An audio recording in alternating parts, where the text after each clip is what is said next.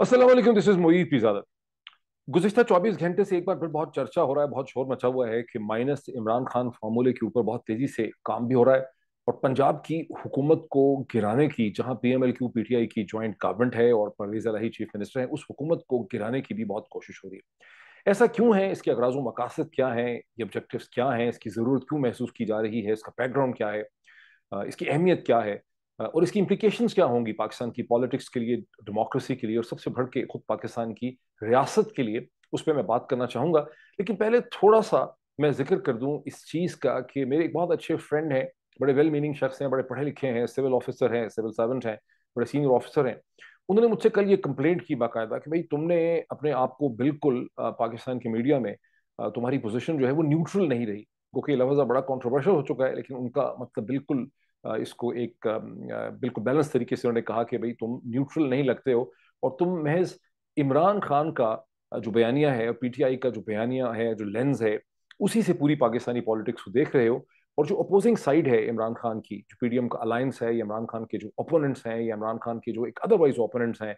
Society के अंदर या मीडिया के अंदर, उनके तुम पॉइंट ऑफ व्यू को अंडरस्टैंड नहीं कर रहे, उससे तुम एयर नहीं कर रहे। जो डिस्कशन शायद 5-10 मिनट की होनी थी रस्मन, वो फैल के कोई घंटे की डिस्कशन हो गई। मैंने अपना बड़ा उनको पॉइंट ऑफ व्यू दिया और मैंने उनको ये एक्सप्लेन करने की कोशिश की कि मैं इमरान खान, वो इमरान खान नहीं हूँ, और मैंने कई दफ़ा पहले भी ये कहा है, बल्कि मैं प्रो पाकिस्तान हूँ। और जो मैं कमेंट कर रहा हूँ पाकिस्तानी पॉलिटिक्स के ऊपर, मेरा जो जिंदगी भर का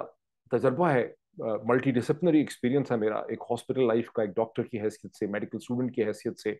और दुनिया भर में घूमने फिरने का जो एक्सपीरियंस है, बाहर रहने का जो एक्सपीरियंस है, पाकिस्तान में एक सिविल सर्वेंट होने का जो एक्सपीरियंस है, फिर अमेरिका में जो वक्त मैंने गुजारा, कोलंबिया यूनिवर्सिटी का जो एक्सपीरियंस है कंसल्टिंग की दरमियान में, लंदन स्कूल ऑफ इकोनॉमिक्स में लॉ का जो एक्सपीरियंस है, उसके बाद मैंने ट्रेड के हवाले से और मुख्तलिफ चीज़ों पर जो काम किया, फिर मेरा जो मीडिया का एक्सपीरियंस है, जो मेरा लिखने का एक्सपीरियंस है, जो रिसर्च का एक्सपीरियंस है, जो मैंने थिंक टैंक्स के साथ काम किया, इन सब के नतीजे में जो मेरा सम टोटल है मेरी अंडरस्टैंडिंग का, मैं उसको उस मल्टी डिसिप्लिनरी एक्सपीरियंस को लेकर आकर पाकिस्तान की मौजूदा सियासत के ऊपर कमेंट कर रहा हूँ। और मैं खालिस्तान पाकिस्तान के इंटरेस्ट के अंदर ये कमेंट करता हूँ। और मुझे ये फियर महसूस होता है कि लोग पाकिस्तान में समझते हैं कि पाकिस्तान यूं ही चलता रहेगा, जो कि पाकिस्तान अच्छा होगा या बुरा होगा। लोग कहते हैं कि the worst possibility is this, कि कुछ भी नहीं होगा और ये मुल्क इसी तरह से चलता रहेगा। मुझे ये शक है, मेरे मुंह में खाक, अल्लाह करे ऐसा कभी ना हो और मैं बिल्कुल गलत साबित हूँ, लेकिन एज एन एनालिस्ट ये कहना जरूरी है कि मुझे शक है कि जिस तरह की पाकिस्तानी अशराफिया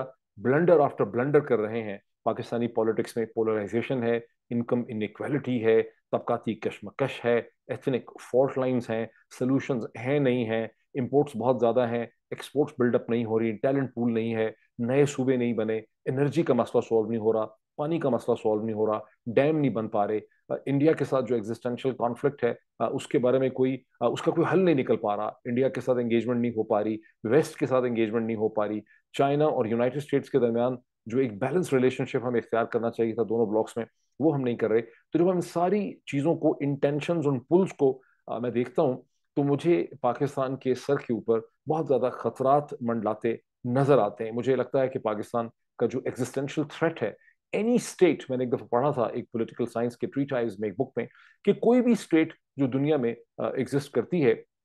खा वो इंग्लैंड हो, यूनाइटेड स्टेट्स हो या इंडिया हो, उसकी कंटिन्यूइंग एग्जिस्टेंस के बारे में शकूक होते हैं। आप सर्टेनिटी से नहीं कह सकते कि ये स्टेट जो है ये और 50 साल के बाद भी आपको नक्शे के ऊपर इसी नाम के साथ या इसी पॉलिटिकल कन्फिग्रेशन के साथ नजर आएगी। लेकिन बाज स्टेट्स के बारे में ये शकूक और ये खतरात जो हैं वो बहुत ज्यादा होते हैं। और पाकिस्तान के बारे में इन शकूक और खतरात का इजहार पहले भी किया गया है, लेकिन अब जो मौजूदा सूरत हाल है और जिस तरह से पाकिस्तान की अशराफिया ने ब्लंडर आफ्टर ब्लंडर किया है पॉलिटिक्स में, और एक बहुत इंपॉर्टेंट पाकिस्तानी लीगल और कॉन्स्टिट्यूशनल एक्सपर्ट हैं, उन्होंने कुछ अर्सा पहले मुझे कहा कि जिस कंसिस्टेंसी से ये मिस्टेक्स कर रहे हैं और ब्लंडर्स कर रहे हैं, मुझे कोई बेहतरी की उम्मीद जो है नजर नहीं आती। तो जो मैं सारी सूरत हाल पे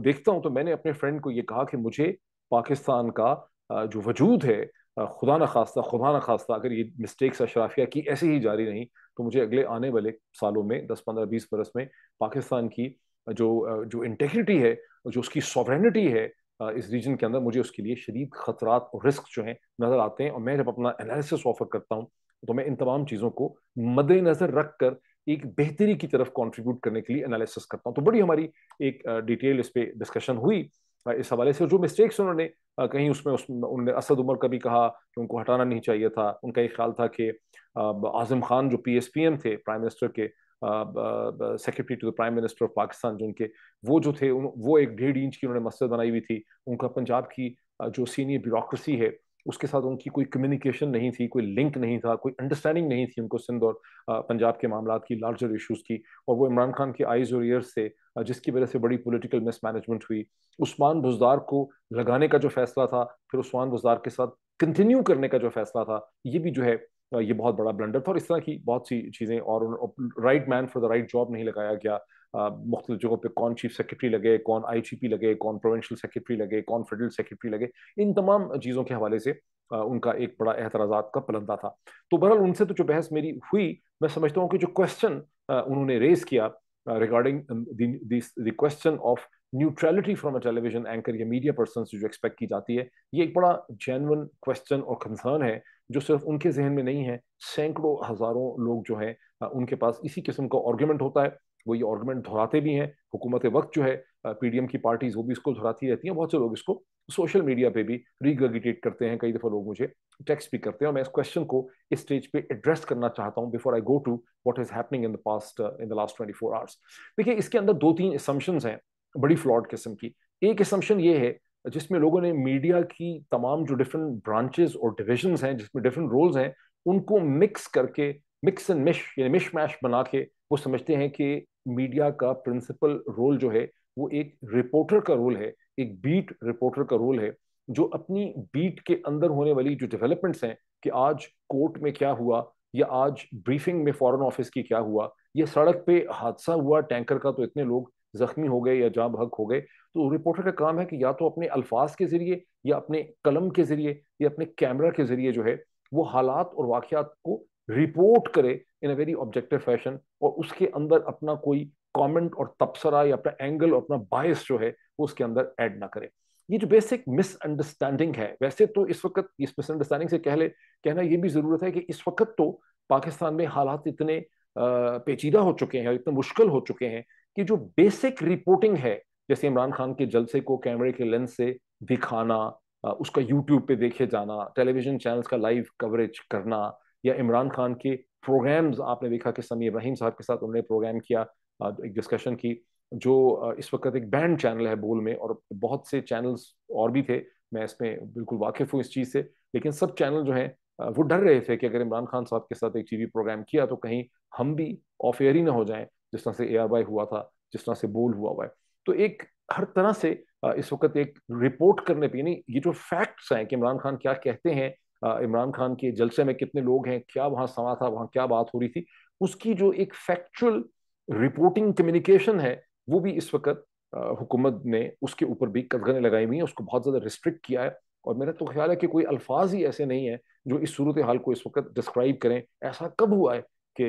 चंद दिनों के अंदर 2 या 3 दफा यूट्यूब भी बंद हो जाए पाकिस्तान के अंदर, इंटरनेट को स्लो डाउन कर दिया जाए, टेलीविजन जो है वो लाइव कवरेज इवेंट्स की ना कर सकें, पॉलिटिकल इवेंट्स की। ये तो गुज़िश्ता 20 बरस से, जब से पाकिस्तान में सैटेलाइट केबल TV आया है, ऐसा नहीं हुआ। But coming back to this point कि मीडिया का काम, मेरे तरह के जो लोग मीडिया में हैं उनका काम है कि जितने एंकर्स हैं, अब तो 10-11 ही ऐसे लोग हैं पाकिस्तानी मीडिया में, जहां 33 टेलीविजन चैनल्स में कम से कम भी 100 से ज्यादा कमेंटेटर्स हैं, एंकर पर्सन हैं, प्रेजेंटर्स हैं। वहां 10-11 ही लोग हैं जो निज़ाम की, सिस्टम की, PDM की, अलायंस की नज़रों में खटकते हैं, या इमरान खान की ओपोनेंट्स की नज़रों में खटकते हैं। बाकी 100 लोग जो हैं वो तो मसलसल इमरान खान के खिलाफ और PTI के खिलाफ हर किस्म का जहर उगलते हैं, हर किस्म की एक उस पर स्पिन देते हैं, चीज़ें इन्वेंट कर लेते हैं। लेकिन सम और दी अदर जो PDM अलायंस है, जो निज़ाम है, उसकी सेटिस्फेक्शन नहीं हो रही। उसकी नज़रों में यही 8-10 लोग जो हैं वो बार बार खड़कते हैं। इन्हीं को परसीव किया जाता है कि यही जो है कोई गम कर रहे हैं, या कोई ऐसी चीज़ कर रहे हैं जो इनको नहीं करनी चाहिए। तो इसमें जो बेसिक असम्पशन प्रॉब्लम है वो ये है कि मीडिया का दिमाग नहीं है, मीडिया का ज़मीर नहीं होना चाहिए, मीडिया की कॉन्शियसनेस नहीं होनी चाहिए। यानी मीडिया को, जैसे मिनिस्ट्री ऑफ इंफॉर्मेशन की इंपॉर्टेंट पर्सनैलिटी हैं, वो मीडिया के साथ बहुत से फैक्ट शेयर करती हैं कि इमरान खान के खिलाफ तोशाखाने में ये साबित हो गया है, फॉरेन फंडिंग केस, ममनुआ फंडिंग केस में ये चीज़ साबित हो गई है, इमरान खान ने एडिशनल सेशन जज के बारे में जो कमेंट्स किए हैं ये दहशतगर्दी बनती है, इमरान खान या फराह गोगी ने जो किया है ये इमरान खान की करप्शन है, या इमरान खान ने कोई और चीज़ की है। तो एक्सपेक्टेड ये किया जाता है कि जो चीज़ आपको बताई जा रही है उसको आप, और रिक्वेस्ट भी की जाती है कि जी इसको ज़रा एयर करें, इस पर कमेंट करें। तो बेसिकली मीडिया को ये समझा जाता है कि मीडिया महज एक लाइफलेस, ब्रेनलेस, कॉन्शियसलेस किस्म का एक प्लेटफॉर्म है मीडिया पर्संस का, जिनका काम है कि सिर्फ फैक्ट्स को रिगर्गिटेट करें, उनको एनालाइज ना करें, उनको समझे ना, उनको उनको जांचें ना, उनको पड़तालें ना, और उसके ऊपर अपना माइंड बना के कमेंट ना कर सकें। तो जैसा कि मैंने अपने फ्रेंड को कहा कि जब मैं कमेंट करता हूं तो मेरा जिंदगी भर का जो शऊरी सफर है और जो मेरे एक्सपीरियंस है मल्टी डिसिप्लिनरी, उनको मद्देनजर रख के मैं चीज़ों को समझता हूँ। और मैं ऑफ कोर्स मेरे कानों में फराह गोगी की कहानियां, इमरान खान के तोशा खाने का केस, दहशतगर्दी के बनाए हुए केस, कंटेम्प्ट का केस, उन्होंने क्या स्टेटमेंट्स कहाँ पे दे दी है, फला जमाने में क्या किया, उस्मान बुज़दार को कैसे लगा, ये सब चीज़ें जो है वो हमारे सामने है। लेकिन आपको जब सम टोटल आप जजमेंट करते हैं, मेरी तरह का एक शख्स जब सम टोटल जजमेंट करता है, तो मुझे क्लियरली ये नजर आता है कि जो भी पॉलिटिकल चॉइसेस इस वक्त हमारे पास पाकिस्तान के अंदर, तीन चार मेजर पॉलिटिकल चॉइसेस हैं, उनमें से कोई भी इमरान खान के करीब भी नहीं आता in terms of the political communication, in terms of the standpoint on Pakistani politics, in terms of the integrity, in terms of commitment to the state of Pakistan, to the institutions of Pakistan, to the future of Pakistan, to the people of Pakistan. तो ये एक situation है जो हमारे सामने है। दूसरी जो मैं समझता हूँ जो एक बहुत बड़ी मिसअंडरस्टैंडिंग है, ये फ्लॉड असम्पशन है कि लोग अभी तक समझ रहे हैं कि whatever is happening in Pakistan is politics as usual. अगर गवर्नमेंट गिरा दी गई तो क्या फर्क पड़ता है, असेंबली में चेंज आ गई तो क्या फर्क पड़ता है। हकीकत यह है कि जो कुछ इस वक्त पाकिस्तान में हो रहा है, जिस तरह से कहने को एक कॉन्स्टिट्यूशनल मैकेनिज्म को यूज किया गया, एक परसेप्शन तो यही है कि जो कुछ हुआ वो आईनी था, कॉन्स्टिट्यूशनल था, यही सही तरीका था। लेकिन हकीकत क्या है, एक चीज परसेप्शन है या मैन्युफैक्चर्ड रियलिटी है, और दूसरी चीज जो है वो एक्चुअल रियलिटी है जिसे हमने देखना है। और एक्चुअली हमें पता है कि पाकिस्तान में जो चेंज लाई गई वो पाकिस्तान के इंस्टीट्यूशंस के लिए, पाकिस्तान की इकोनॉमी के लिए, पाकिस्तान के लोगों के लिए बहुत खतरनाक साबित हुई है, साबित हो रही है। इसके आगे भी बड़े डेंजरस कॉन्सिक्वेंसेज जो हैं वो पाकिस्तान के लिए जो है वो निकल सकते हैं। और जिस किस्म की और इस चेंज को फिर सस्टेन करने के लिए, इस चेंज को बरकरार रखने के लिए जिस किस्म की रिप्रेशन पाकिस्तान में अनलीश की गई है, वो गुज़िश्ता 20-22 बरस में, बल्कि आप कह लीजिए कि 50 बरस में इस किस्म की 1970s का जो डेकेड है, 1971-77 का जो टाइम पीरियड है, और फिर 77 के बाद जो जनरल ज़ियाउल हक साहब का जो मार्शल था उसका जब खात्मा हुआ, तो उसके बाद से इस किस्म की टिरनी और इस किस्म की रिप्रेशन और इस किस्म का जुल्म और इस किस्म की ज्यादती और इस किस्म की इनजस्टिस जो है वो नहीं देखने में नहीं आई। और रूल ऑफ लॉ को इतनी बुरी तरह से पामाल जो है वो नहीं किया गया। आपने कब देखा कि पाकिस्तान में सीनियर सहाफ़ी, एंकर पर्सन, जो जर्नलिस्ट जो हैं, उनको जंजीरों में हथकड़ियाँ लगाई जाएं, उनको पाबंद सलासल किया जाए, वो आपको जेल की सलाखों के पीछे नजर आए, उनको कोर्ट से कोर्ट ले जाया जाए, लोगों को उनके दफ्तरों के बाहर से उठा लिया जाए, उनको नंगा करके टांग दिया जाए, उनको मारा जाए, इज्जत वकूफ किया जाए। ये सब चीज़ें जो है ये नहीं हुई। जब ये 70s में होती थी तो हमारा ख्याल था कि पाकिस्तान में जो एक सियासी और शौरी सफर हुआ है उसके नतीजे में हम अपनी माजी, अपना जो दागदार माजी है, जो मुश्किल और तकलीफ दे माजी है, उससे निकल के आगे आ गए हैं। अब ये तारीख बन चुकी है, ये माजी बन चुका है, ये पास्ट है, और अब हम आगे की तरफ जा रहे हैं। तो ये भी एक चीज़ है जिसको लोग, मैं समझता हूँ, ठीक तरह से अंडरस्टैंड जो है वो नहीं कर रहे। तो और तीसरा ये है कि एक और भी बहुत बड़ी गलतफहमी है जो वो भी मेरे दोस्त भी दोहरा रहे थे और बहुत से लोग दोहराते हैं और आपके कानों तक बात पहुंचती होगी। वो ये है कि सम और द अदर इमरान खान इस पूरी कॉन्फ्रंटेशनल पॉलिटिक्स जो है इस वक्त पाकिस्तान में, जो हिजान की सी कैफियत है, जो एक टेंशन है बहुत ज्यादा, इसको इमरान खान ड्राइव कर रहे हैं, इमरान खान इसको प्रोवोक कर रहे हैं, इमरान खान इंजन है। इमरान खान अगर ये ना कहते, ऐसा लबो लहजा इख्तियार ना करते, ये बात ना कहते, ये डिमांड ना करते, इलेक्शन डिमांड ना करते, तो शायद चीजें जो है वो सेटल डाउन हो जाती हैं। तो इमरान खान उसके लिए रिस्पॉन्सिबल, ये भी बिल्कुल फ्लॉड असम्पशन है। इमरान खान तो इस वक्त सिस्टम के रहमो करम के ऊपर है। ये सही है कि इमरान खान के साथ पाकिस्तान के शायद 75-80% लोग इस वक्त खड़े हैं, जो कि एक मुआवजा है, 3 सूबों के अंदर खड़े हैं, 4-6 टेरिटोरियल जुरिस्डिक्शंस में खड़े हैं। लेकिन जो निज़ाम है उसकी तमाम तर जो ताकत है, जो पावर है उसकी, इम्प्लीमेंट करने की एडमिनिस्ट्रेटिव ढांचे की, वो इमरान खान के पास नहीं है। और इमरान खान, जैसा कि आपने देखा कि वो उस ताकतवर ढांचे के रहमो करम के ऊपर है। तो ये तो मेरी वो डिस्कशन है, और जो इसके बारे में एक बहुत सी, जिस डिस्कशन के पीछे जो आर्गुमेंट्स हैं और जो फ्लॉड असम्पशंस हैं, मैं उसको क्लैरिफाई करना चाहता था। अब इस वक्त हम देखते हैं कि सिचुएशन है क्या। सिचुएशन ये है, जैसा कि मैंने कहा, कि समी इब्राहिम साहब के साथ इमरान खान साहब ने इंटरव्यू किया, लेकिन एक ऐसा टेलीविजन चैनल जो इस वक्त ऑफ एयर है, यानी ऑन एयर नहीं है, और बाकी सारे टेलीविजन चैनल्स की सूरत हाल ये हो चुकी है, इतना खौफो हरास है कि अगर उनको ये ऑफर की भी जाए कि इमरान खान साहब का इंटरव्यू कर लें, तो वो ये सोचते हैं कि कहीं हम भी ऑफ एयर ही ना हो जाए। मतलब ये इस वक्त इतना खौफो हरास सूरत हाल ये है कि इमरान खान का जो जलसे हुए, जैसे मुल्तान में जलसा हुआ, उसको शाहजुल नादिर ही किसी टीवी चैनल ने कवर किया, अगर किया तो झलकियां वलकियां दिखाई। हालांकि 33 न्यूज एंड करंट अफेयर्स के रजिस्टर्ड टेलीविजन चैनल्स हैं। और चंद दिन पहले ही जब मेरा ख्याल पेशावर का जलसा होने वाला था, तो चीफ जस्टिस ऑनरेबल जस्टिस अतर मनिल्ला साहब ने एक डिसीजन किया। उन्होंने पेमरा का जो ऑर्डर था, जो इमरान खान की लाइव स्पीचेस को बैन किया गया था टेलीविजन चैनल्स पे, उसको उन्होंने सस्पेंड कर दिया। उन्होंने कहा कि कोई इसकी वजह समझ नहीं आती एट द स्टेज कि उनकी लाइव स्पीचेस जो है वो ना हो। और बताओ, उन्होंने कहा कि टेलीविजन चैनल्स ने कोई चीज सेंसर करनी है तो सेंसर वो कर सकते हैं। उसके दो नतीजे निकले। एक तो टेलीविजन चैनल्स ने सेंसर क्या करना था, उन्होंने छोटे छोटे उसके पार्ट्स ही दिखाए, या सिरे से दिखाया ही नहीं। और अब यहाँ पर भी एक बड़ा इंटरेस्टिंग क्वेश्चन उठता है कि जब टेलीविजन चैनल्स इमरान खान के जलसे को एक्यूरेटली रिपोर्ट नहीं होने देते, जो कि यहाँ पास्ट प्रैक्टिस और कन्वेंशन रहा है गुज़िश्ता कई बरस से, तो क्या वो सिर्फ इमरान खान का जो हक है to reach the people of Pakistan, उसको इंटरफेयर करते हैं या इंटरप्ट करते हैं, ये पीपल ऑफ पाकिस्तान,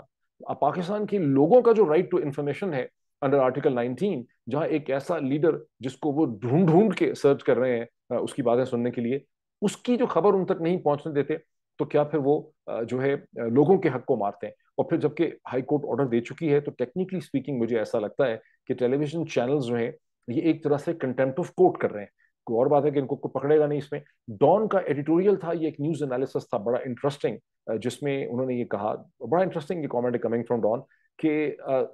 सारे ही टेलीविजन चैनल्स का इमरान खान की लाइव स्पीचेस ना दिखाना,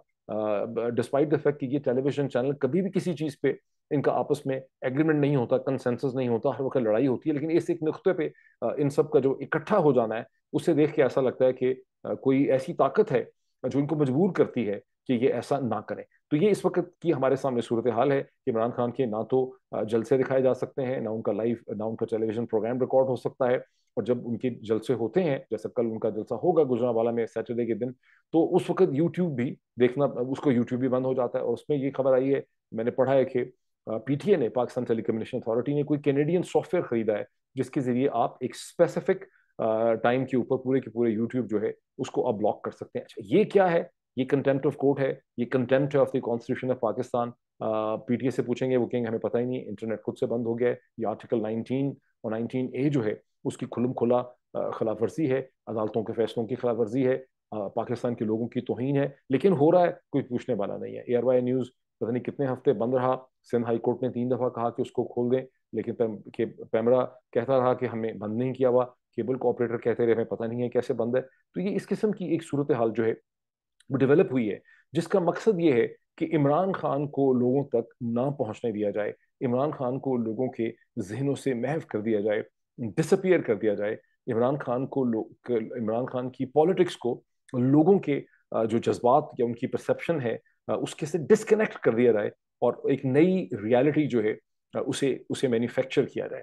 और यहाँ पर मुझे एक, और यही वो सारा कॉन्टेक्स्ट है जिसके दरमियान में पंजाब हुकूमत को गिराने की बात भी हो रही है, और इमरान खान की डिस्क्वालिफिकेशन में अब हम उसके ऊपर आ जाते हैं कि आप देख रहे हैं कि ये कोई नई चीज तो है नहीं है। अभी अब जो लेटेस्ट बदकिस्मती से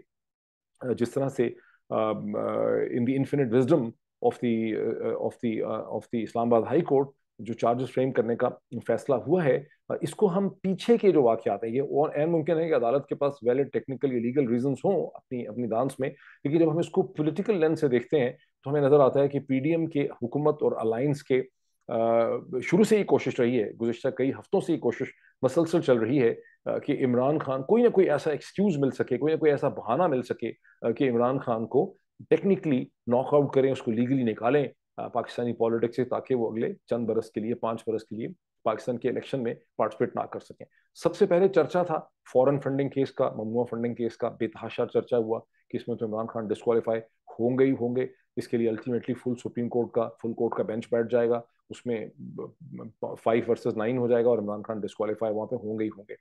फिर आ गया तोशा खाने का केस, फिर हमने देखा वहां नहीं कान, फिर हमने देखा टेररिज्म का केस, फिर हमने देखा कि अब ये कंटेम्प्ट का केस, और इस तरह के और भी बहुत से केसेस जो हैं वो उनके खिलाफ हुए। और आपने देखा कि ट्रीजन केस जिसमें डॉक्टर शहबाज गिल जो है, वहां पर बड़ी मेहनत की गई कि डॉक्टर शहबाज गिल की से कोई ऐसी कन्फेशनल स्टेटमेंट या वीडियो ले ली जाए जिसके जरिए कहा जाए कि इमरान खान ने शहबाज गिल को इस्तेमाल करके पाकिस्तान की इंस्टीट्यूशंस के खिलाफ एक साजिश की, एंड देयरफॉर इमरान खान को या पार्टी को बैन कर दिया जाए। तो इमरान खान को डिस्क्वालीफाई करने की ख्वाहिश जो है, जो इरादा है, वो कोई नया नहीं है। लेकिन एक बार फिर इसमें बहुत शिद्दत आ गई है गुज़िश्ता 24-36 घंटों में। उसका आपने वाजे एक्सप्रेशन देखा कि जो हमें खतरा था कि जो 9 कॉन्स्टिट्यूंसीज थी, जिसमें 3 कराची में थी, आई थिंक 4 या 3 पंजाब में थी, बाकी खैबर पख्तूनख्वा में थी, वहां पर गुज़िश्ता शब कोई 6:30-7 बजे इलेक्शन कमीशन ऑफ पाकिस्तान ने on the express desire and wish of the interior minister and the government of the day उन इलेक्शंस को कॉल ऑफ कर दिया है और एक्सक्यूज दिया गया है फ्लड का। हालांकि अक्सर जो कॉन्स्टिट्यूंसीज जहां पे इलेक्शन हो रहे हैं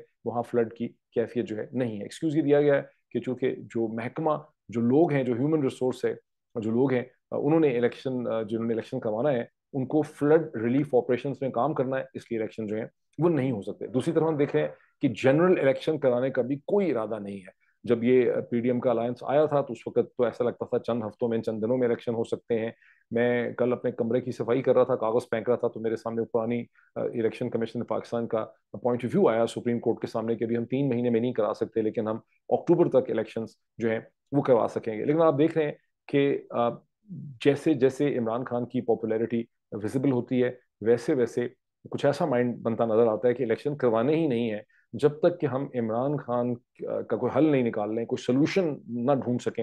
इमरान खान का फाइनल सोल्यूशन कैसे इमरान खान को हमने पाकिस्तान की पॉलिटिक्स से बाहर निकालना है, उतनी देर तक हम इलेक्शन जो है वो नहीं करवा सकते। अब ये मुझे ज़ाती तौर पे पता है कि जितने भी हल्के थे 9 के 9 कॉन्स्टिट्यूंसीज, यहाँ से मसलसल ये रिपोर्ट्स आ रही थी, जो असेसमेंट रिपोर्ट्स थी, कि यहाँ पर इमरान खान इलेक्शन को स्वीप कर जाएंगे। मैं जब और कराची के हवाले से भी यही आ रहा था कि वहाँ तीनों के तीनों हलकों में स्वीप कर जाएंगे, और बार बार कहा जा रहा था कि इसको रीचेक करें, और रीचेक करके भी यही पता चला कि इमरान खान जो है वो कराची के हल्के भी स्वीप करेंगे, पंजाब को भी स्वीप करेंगे, केपी को भी स्वीप करेंगे। और ये एक बहुत बड़ा जोल्ट होना था और एक एम्बेरसमेंट होनी थी पीडीएम अलायंस के लिए, जिसके लिए उसको खत्म करने का फैसला कर लिया गया। अच्छा, दूसरा जो चीज़ है कि पंजाब हुकूमत, इस पर भी बड़ी शदोमत से काम हो रहा है कि पंजाब की हुकूमत को गिराया जाए। जैसे कि राना सनाउल्लाह साहब कहते हैं कि महज 8 वोटों की, ये 8 लोगों की मार है, तो कोशिश की जा रही है। तो खुद इमरान खान साहब ने भी कहा है अपनी तकरीर के अंदर, अपने जलसे में, कि बड़ी इसके हवाले से कुछ लोग जो है बहुत ज़्यादा एफर्ट कर रहे हैं इसके हवाले से। अच्छा, इसका बैकग्राउंड जो है वो ये है कि नवाज शरीफ साहब को वापस लाना है। नवाज शरीफ साहब को सितंबर के आखिर तक कोशिश उनकी है कि वो बरतानिया से निकल सकें, क्योंकि मेरा ख्याल है कि थोड़ी वो लीगल एफर्ट करेंगे तो वहाँ ठहर जाएंगे। लेकिन बहरहाल उनका टाइम एक लिहाज से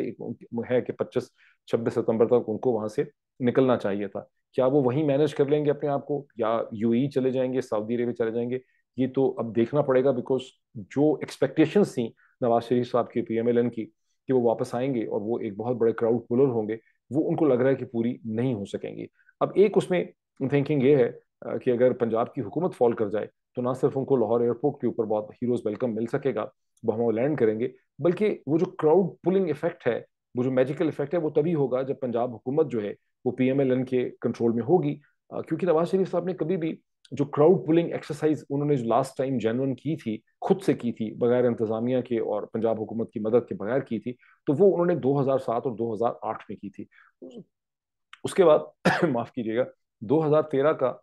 जो 2013 के इलेक्शन में उन्होंने जो पॉलिटिकल एक्सरसाइज की थी, और वो करते रहे, उस वक्त पंजाब पे उनकी हुकूमत थी, उनके भाई चीफ मिनिस्टर थे।